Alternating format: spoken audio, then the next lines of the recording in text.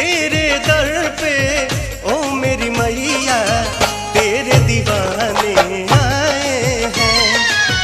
तेरे दर पे ओ मेरी मैया तेरे दीवाने आए हैं। तेरे दर पे ओ मेरी मैया तेरे दीवाने आए हैं। भर दे झोली मैया भोली बिगड़ी बनाने आए हैं।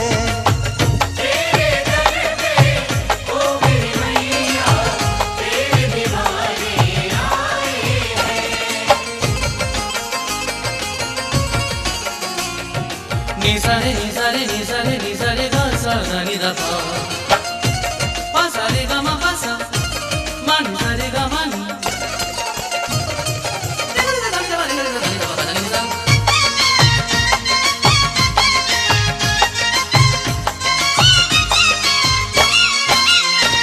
हो जाए करम उस पे जपे जो तेरी माला, तू चाह दे तो खुल जाए तकदीर का ताला।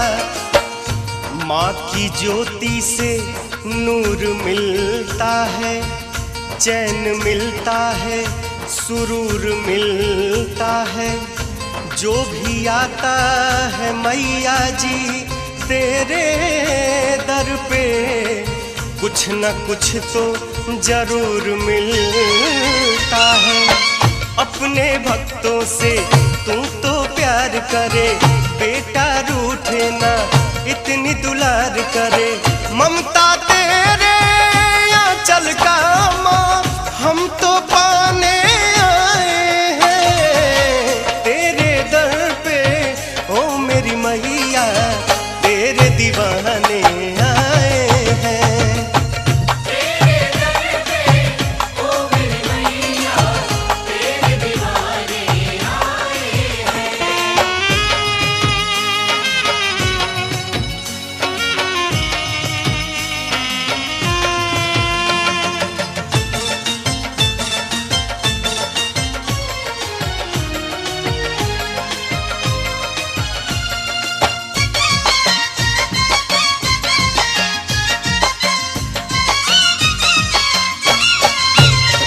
तेरे दर पे माँ भिखारी भी धनवान हो जाए, निर्बल भी शक्ति पाके तो बलवान हो जाए।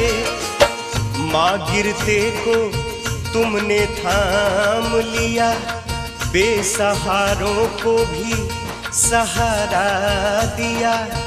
उसकी किस्मत संवर गई जिसने सच्चे दिल से मैया जी तेरा नाम लिया। अर्जी सुन ले तू बेटे की मैया, पार लगा दे तू जीवन की नैया।